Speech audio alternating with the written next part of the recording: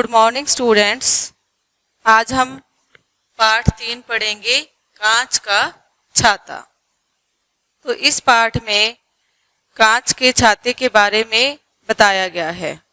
तो इस पाठ में दीपू एक लड़का है जो कांच के छाते के बारे में जानना चाहता है। तो आपने भी क्या है कि विज्ञान के बारे में पढ़ा होगा, विज्ञान में कई आविष्कार किए जाते हैं। तो इसी तरह इस पाठ में जो एक आविष्कार किया गया था, रिपू के दादाजी ने किया था, वो एक वैज्ञानिक थे। तो वो रिपू उसके बारे में जानना चाहता था। तो इस पाठ में बताया गया है कि जो एक नया आविष्कार हुआ था, कांच का छाता, इसके बारे में बताया गया है। तो इस पाठ को जब आप सुनोगे ध्यान से तो आप अपनी बुक खोल के बैठना, ताकि आपको इस पाठ के बारे में पूरी समझ आ जाए।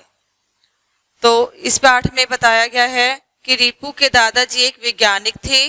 पिछले 2 वर्षों से वे अपने कमरे में कुछ कर रहे थे, पर वे क्या कर रहे थे इसके बारे में कोई नहीं जानता था। जानता भी कैसे? दादाजी के कमरे में किसी को भी जाने की आज्ञा नहीं थी। वे स्वयं भी बहुत कम अपने कमरे से बाहर आते थे, और वे जब भी बाहर आते रिपू उनके कमरे में जाने की जिद करता। दादाजी उसे समझाते कि वे एक आविष्कार पर कार्य कर रहे हैं, ऐसे में उसका उस कमरे में जाना सुरक्षित नहीं है।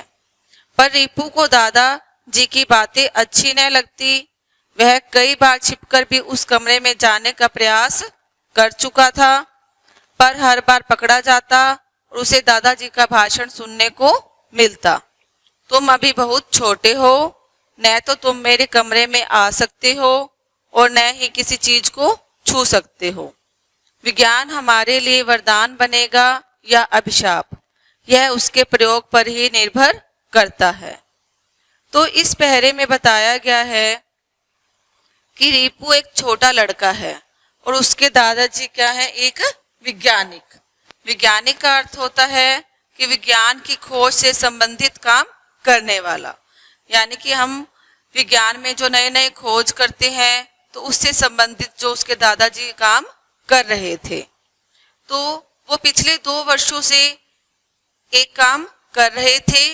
तो रिपू जो है उनके कमरे में जाने की कोशिश करता था कि मैं भी जाऊं, देखूं कि दादाजी क्या काम कर रहे हैं। लेकिन उसके दादाजी होते थे कि उसे कमरे में नहीं आने देते थे। वो उसे मना करते थे, कहते थे कि तुम अभी बहुत छोटे हो। देखो, बच्चे होते हैं, उनको हम किसी काम के लिए रोकते हैं, लेकिन फिर भी वो जिद करते हैं उस काम को करने के लिए। तो ऐसे ही रिपू जो है देखता था कि जब कमरे में क्या है कि कोई नहीं है, तो वो छुपकर जाने का प्रयास करता था। लेकिन फिर भी उसके दादाजी जो है उसे देख लेते थे और कहते थे कि आप मत जाओ अंदर, आप जो है अभी बहुत छोटे हो। तो उसके दादाजी ने जो है अनेक आविष्कार का मतलब होता है खोज, कि एक नई खोज पर जो है वो कार्य कर रहे थे। देखो, जब भी विज्ञान में कोई भी हम काम करते हैं तो उससे एक नई खोज हमें मिलती है। तो वो उनका काम जो है अभी पूरा नहीं हुआ था, इसलिए वो किसी को बताना नहीं चाहते थे। तो रिपू जो है उस कमरे में जाने का प्रयास का मतलब होता है कोशिश करता रहता था। लेकिन जो रिपू है वो हर टाइम जो है अंदर जाने में कमरे में असफल हो जाता था। तो उसके दादाजी उसे समझाते हैं कि अगर तुम अंदर कमरे में चले जाओगे तो तुम किसी भी चीज, अंदर काफी सारा सामान पड़ा था, तो तुम उसे क्या है कि छू भी नहीं सकते, क्योंकि पता नहीं है कि जो हम खोज कर रहे हैं वो हमारे लिए क्या है कि वरदान बनेगा या अभिशाप। देखो, अगर हम कोई भी अगर नई खोज करते हैं, अगर उसके जो परिणाम अच्छे निकलते हैं तो वो हमारे लिए वरदान बन जाता है। अगर अच्छे नहीं निकलते तो उसके लिए वो हमारे लिए अभिशाप बन जाता है। आगे इसमें बताया गया है कि आज रिपू के दादाजी को एक फोन आया था। फोन रखते ही उन्होंने अपना सामान एक बक्से में डाला और दिल्ली के लिए रवाना हो गए। जाते जाते बस इतना कह गए कि 2 दिन में लौट आऊंगा। दादाजी के जाने के बाद रिपू झट से उनके कमरे की ओर भागा, पर माँ ने उसे देख लिया और वहां न जाने की सख्त हिदायत दे दी।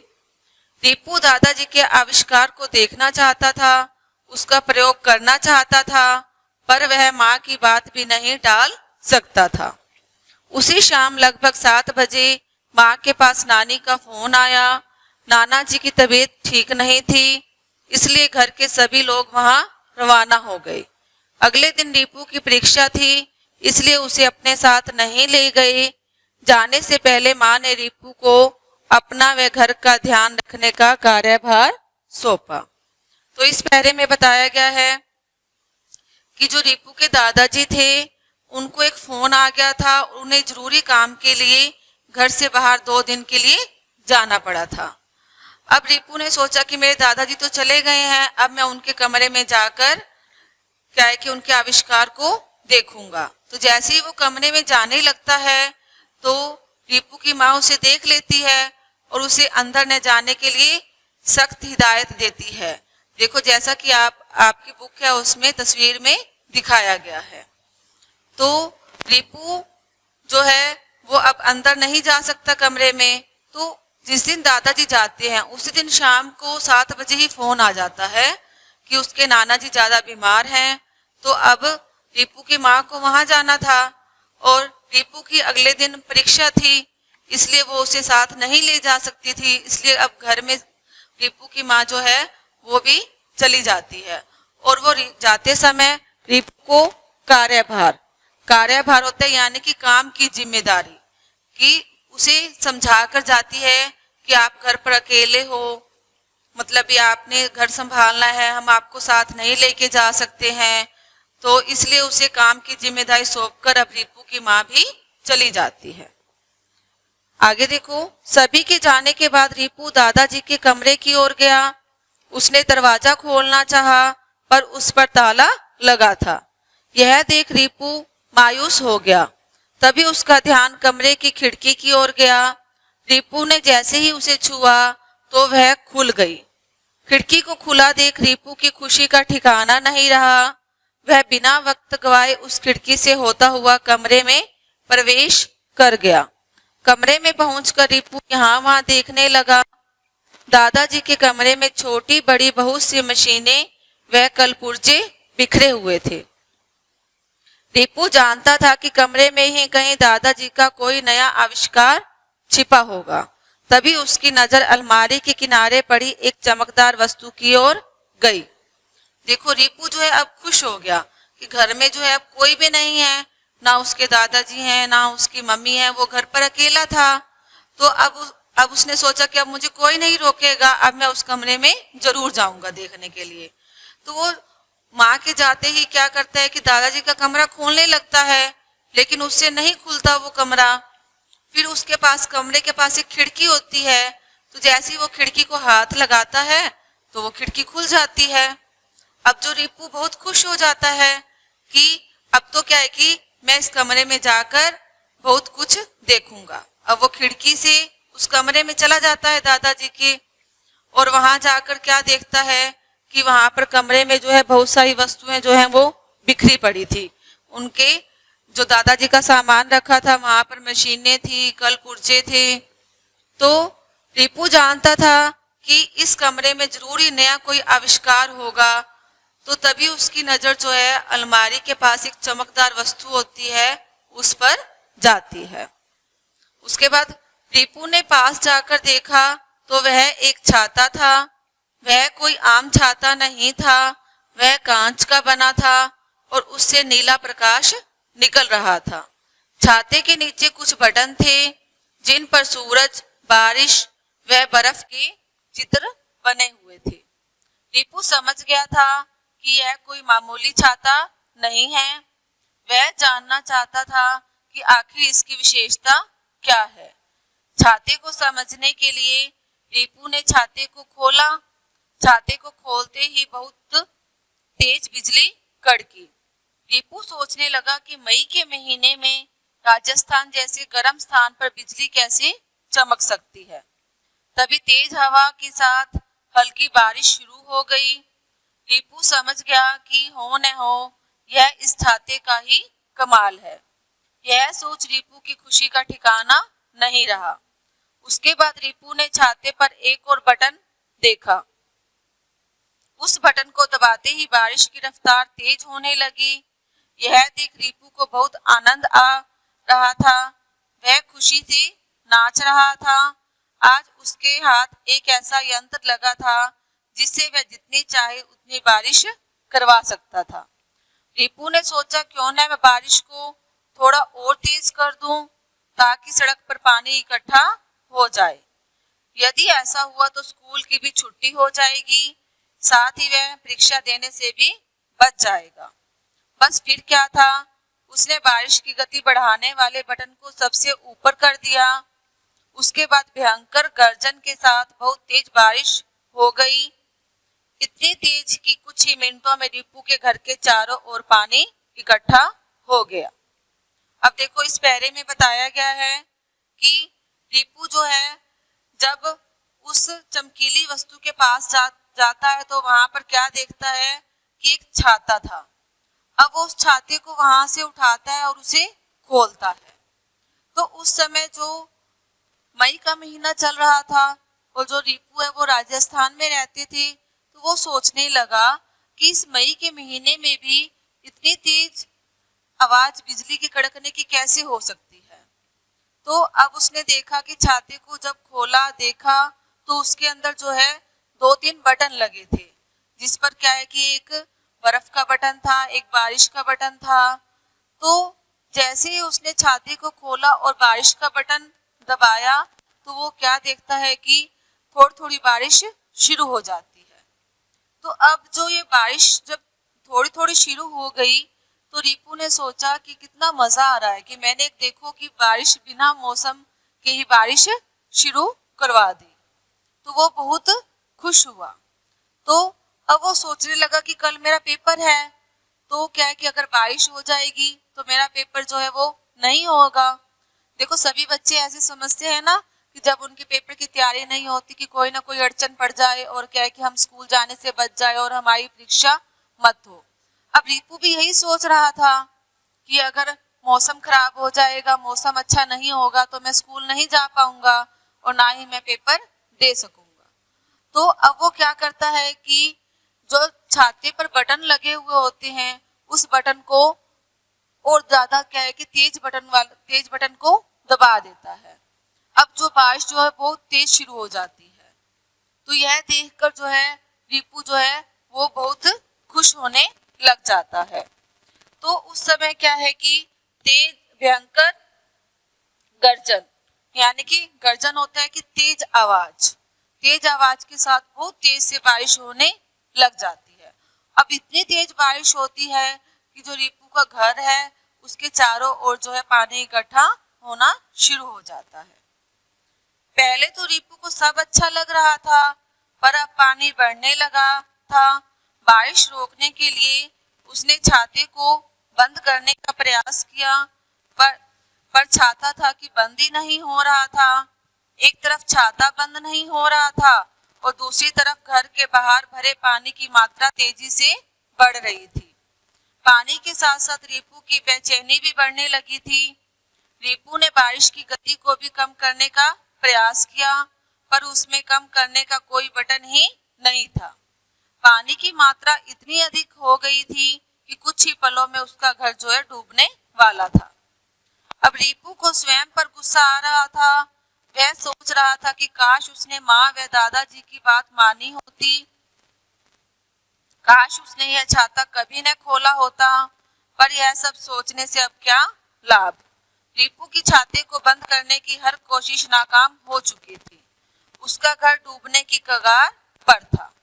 देखो अब इस पैरे में बताया गया है कि जब क्या है कि बारिश हुई थी उस समय तो रीपू को बहुत अच्छा लग रहा था, लेकिन क्या है कि अगर ज्यादा बारिश होती है तो क्या होता है कि पानी बहुत ज्यादा इकट्ठा हो जाता है।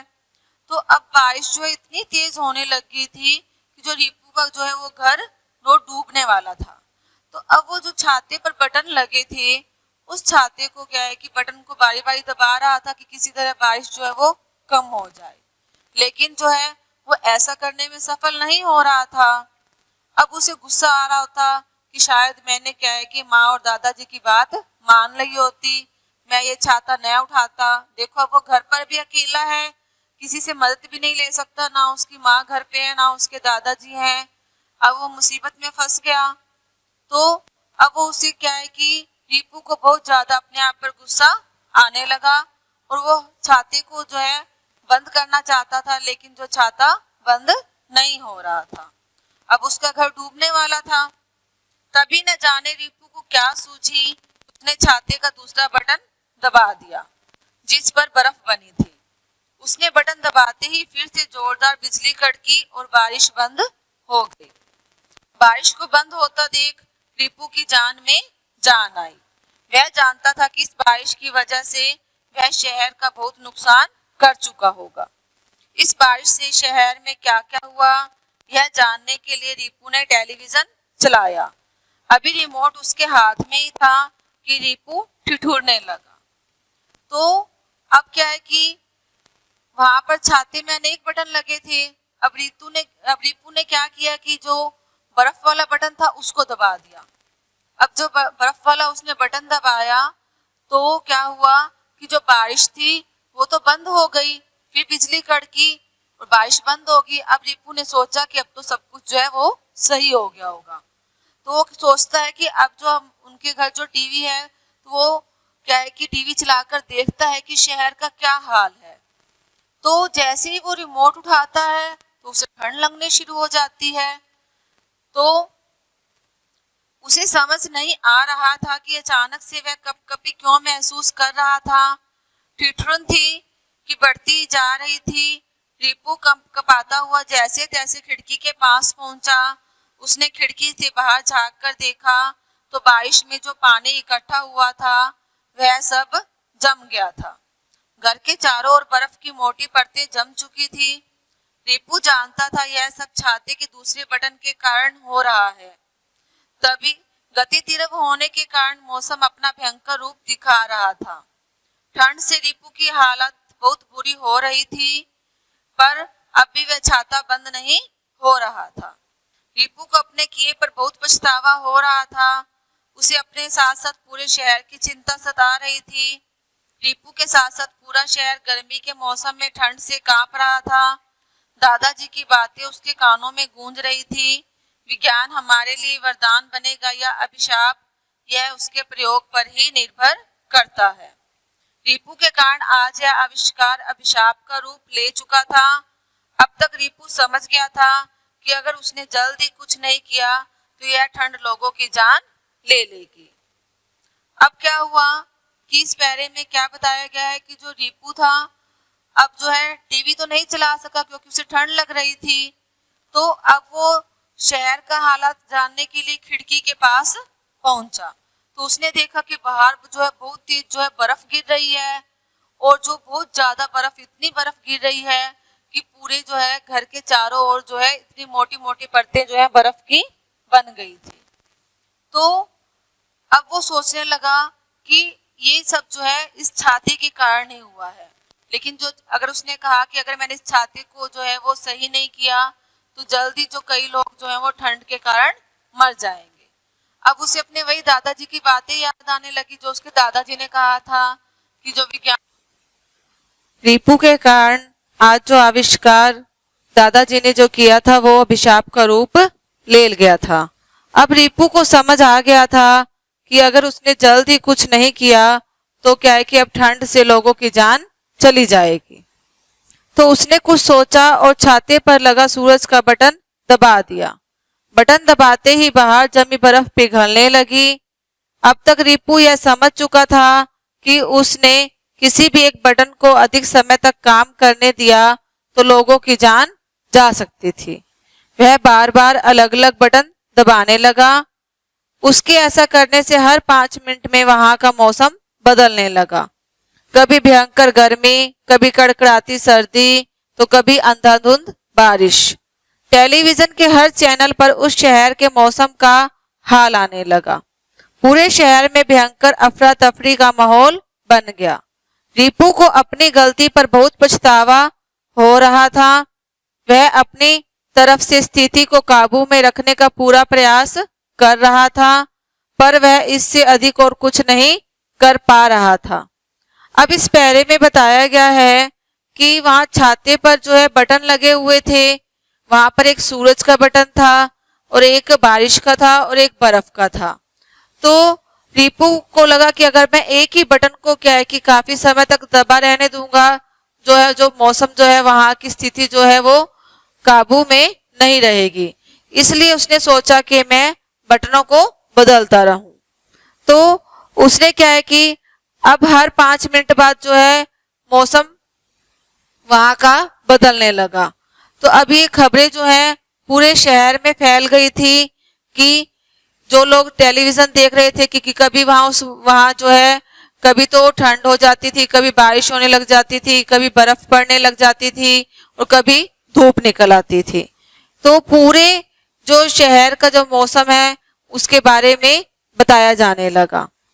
तो रिपू को जो है अब अपनी गलती जो उसने की थी, छाता उठाकर उसके बटन दबाकर, तो उसको क्या है कि उस पर पछतावा होने लगा। तो वह अपनी जो है तरफ से तो कोशिश कर रहा था कि इस स्थिति पर काबू पा सके, लेकिन जो है कुछ नहीं कर पा रहा था। अब ऐसा करते करते जो है रात से सुबह हो गई थी। रिपू बार बार बटन दबाकर थक चुका था। दर्द के कारण अब उसके हाथ भी जवाब दे रहे थे। अब वह बटन दबाने के साथ साथ भगवान से प्रार्थना भी कर रहा था कि जल्दी से दादाजी आ जाएं और सब ठीक कर दें। तभी रिपू ने दरवाजे की ओर देखा, वहां उसके दादाजी सच में खड़े थे। टेलीविजन पर आने वाले समाचारों को वो देख रहे थे। समझ गए थे कि किसी ने उनके आविष्कार का गलत प्रयोग किया है, इसलिए वे जल्दी लौट आए थे। दादाजी को सामने देख रिपू अपनी गलती की क्षमा मांगने लगा। देखो अब इस पैरे में बताया गया है कि जो रिपू जो था उस छाते के बटन को बारी बारी बदल रहा था। तो ऐसे बदलते बदलते अब जो है रात से सुबह हो गई थी। तो अब बटन दबाते दबाते अब उसके हाथ भी जो है वो थक गए थे। देखो अब कोई भी काम लगातार करते हैं तो हम थक जाते हैं। तो इस तरह से रिपू जो है वो अब थक गया था। तो अब वो भगवान से प्रार्थना कर रहा था कि काश दादाजी जल्दी से घर आ जाए। तो इतनी देर में उसने देखा कि दरवाजे के पास जो है उसके दादाजी खड़े थे। उसके दादाजी ने अभी आना तो नहीं था, लेकिन वो जो है जल्दी घर लौट आए थे, क्योंकि वो टेलीविजन पर जो है वो खबरें देख रहे थे कि उनका जो मौसम जो है वो बदल रहा है। तो दादाजी समझ गए थे कि यह सब मेरे आविष्कार के कारण ही है।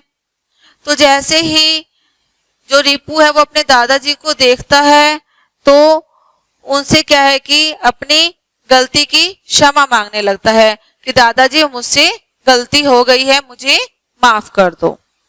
तो दादाजी ने रिपू के हाथ से वह छाता लिया और उसके सिरे पर बने बटन को दबाया।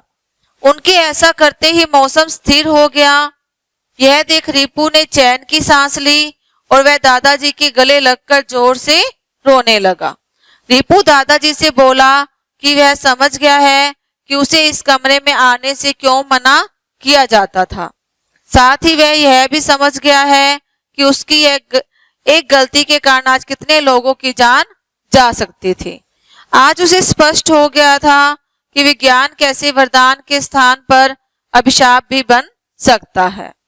तो इस पैरे में बताया गया है कि जब दादाजी अब घर आते हैं तो वो छाते को उठाकर उसके सिरे पर एक बटन होता है, उसे दबा देते हैं और जो मौसम है वो पहले की तरह हो जाता है। अब जो है रिपू है यह सब देखकर चैन की सांस लेता है कि शुक्र है दादाजी घर आ गए और उन्होंने क्या किया कि इस मौसम को अपने नियंत्रण में ले लिया। अब वो दादाजी के गले लगकर जोर जोर से रोने लगता है, क्योंकि उससे गलती हो गई थी ना छाते को उठाकर। तो अब वो कहता है कि दादाजी मुझे समझ में आ गया था कि आप मुझे जो है इस कमरे में आने से क्यों रोक रहे थे। तो वो कहता है कि उसने जो एक गलती की है तो उसके कारण क्या था कि आज कई लोगों की जानें भी जा सकती थी। तो विज्ञान जो है वो वरदान के स्थान पर क्या है कि अभिशाप का रूप ले लेता है। तो रिपू को इस प्रकार पश्चाताप करता देख दादाजी ने उसे अपने गले से लगा लिया।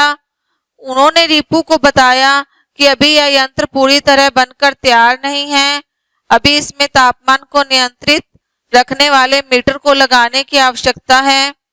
मैंने मीटर को बनाने वाला सामान विदेश से मंगवाया था, कल वह सामान दिल्ली पहुंच गया था, मैं उसे लेने ही गया था। जल्द ही मैं इस छाते को ऐसा बना दूंगा कि यह हमारे नियंत्रण में रहे, पर उसके बाद भी यह हमारे लिए वरदान बनेगा या अभिशाप, यह उसके प्रयोग पर ही निर्भर करेगा।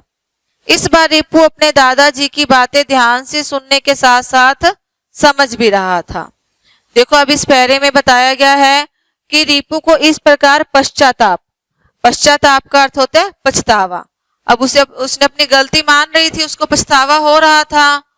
तो देखकर दादाजी ने क्या किया कि उसे अपने गले से लगा लिया। तो फिर वो दादाजी उसे बताते हैं कि आपने जो इस यंत्र का प्रयोग किया ये अभी बनकर पूरी तरह तैयार नहीं हुआ है, तो इसमें क्या है कि एक मीटर लगवाने की आवश्यकता थी ताकि हम जो है इस पर नियंत्रण रख सकें। तो वो सामान मैंने जो है विदेश से मंगवाया था, उसको लेने ही तो मैं दिल्ली गया था। तो दादाजी उसे सारी बात बताते हैं। तो वो कहते हैं कि जल्द ही दादाजी बताते हैं कि इस छाते को ऐसा बना दूंगा कि जो हमारे नियंत्रण में रहेगा। लेकिन क्या है कि यह हमारे लिए छाता जब बनकर अच्छी तरह तैयार हो जाएगा, यह हमारे लिए पता नहीं वरदान बनेगा या अभिशाप।